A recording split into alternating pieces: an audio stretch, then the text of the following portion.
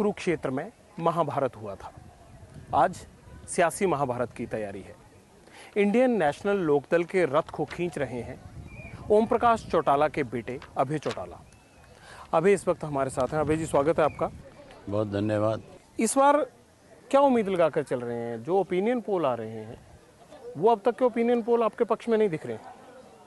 Opinion poll ने जो आपके चैनल पे दिखाया गया, ये ओपिनियन पोल पिछली दफ़ा भी जो विधानसभा का चुनाव था 2009 का, उसमें इस ओपिनियन पोल में हमारी 9 से कम सीटें दिखाई गई थी। लेकिन जब नतीजे आए तो हमारी 32 सीट आई। अगर वो ओपिनियन पोल निष्पक्ष आ जाता तो 100% हमारी सरकार बन गई थी। इसका मतलब आपको ओपिनियन पोल हरवा देते हैं, आपका ये कहना है? इल्जाम है ये? ओपिनियन पोल नहीं हरवा देता, मतलब ये जो ओपिनियन पोल दिया गया, जो अब की बार भी दिया गया है, जैसे हमारी 19 सीट दिखाई गई, जहाँ कांग्रेस का एज दिखाया गया है।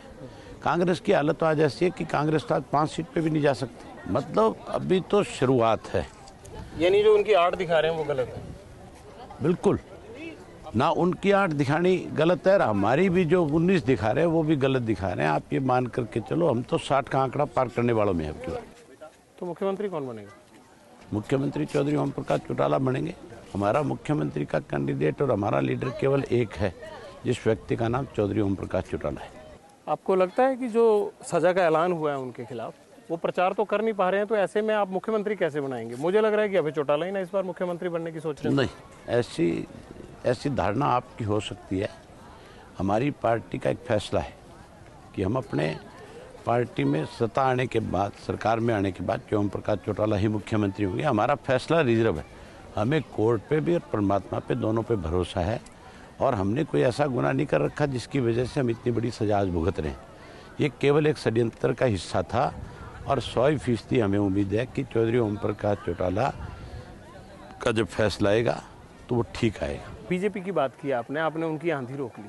क्या वजह है कि एनडीए में एक वक्त आप हिस्सा हुआ करते थे, आज बीजेपी आपको घास नहीं डाल रही? आपने कहा कि हम लोकसभा में मोदी जी को समर्थन देंगे, मोदी जी ने आपका समर्थन लिया ही नहीं। ये किसने कह दिया आपको कि मोदी जी ने समर्थन नहीं दिया? आपने आपकी पार्टी ने मेरे कार्यक्रमों में कहा था। हमारा सीधा एक है, हम कांग्रेस को किसी कीमत पे समर्थन नहीं दे सकते। हम कांग्रेस के सबसे बड़े विरोधी हैं। इस देश में अगर कांग्रेस पार्टी का कोई सही मायने में विरोध करता है तो वो हमारी पार्टी करती है। बीजेपी की सहयोगी हैं आप? या अकाली दल बीजेपी की नहीं, सहयोगी हैं? आज हम सहयोगी नहीं है। हमने बीजेपी को बिना शर्त समर्थन दे रखा है। हम चाहते हैं कि इस देश के अंदर कांग्रेस के खिलाफ एक जो सरकार आज बनी है वो अच्छे काम करे, वो लोगों की भावनाओं के मुताबिक काम करके देश को एक अच्छी दिशा देने का काम करे।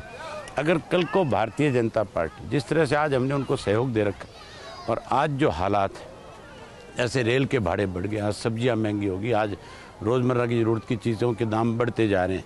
जहां मोदी जी कह रहे थे कि मैं 100 दिन में मैं महंगाई को रोकने का काम करूंगा, मैं भ्रष्टाचार पर अंकुश लगाऊंगा। जिस ढंग से आज अच्छे दिन नहीं आए आपके हिसाब से? अच्छे दिन नहीं आए? नहीं, बिल्कुल नहीं आए। अभी तक कोई अच्छे दिन नहीं आए। अब तक तो केवल ख्वाब हैं अच्छे दिनों के।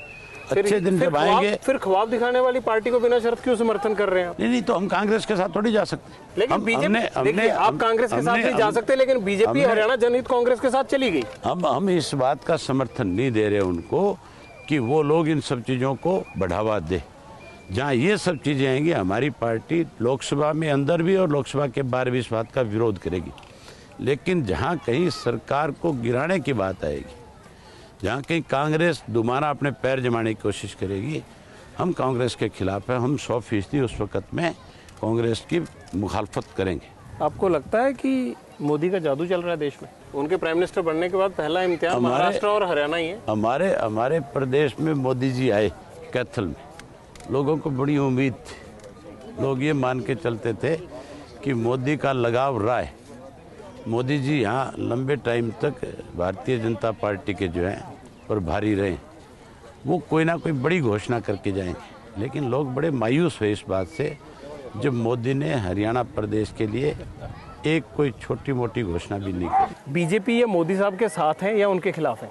मुझे आपकी बातों से ये पता नहीं लग रहा। जब मैं खिलाफ बोलता हूँ तो आप कहते हैं साथ हैं, जब मैं कहता हूँ साथ हैं तो आप कहते हैं खिलाफ है। अगर हमारे प्रदेश की अनदेखी होगी तो हम 100% डट करके उसका विरोध करेंगे कि भाई आपका काम ये नहीं है कि आप हमारे प्रदेश की अनदेखी करें। जहाँ हरियाणा की ज़रूरतों को केंद्र की सरकार को पूरा करना चाहिए, हम चाहेंगे वो सारी चीज़ें हरियाणा को मिले।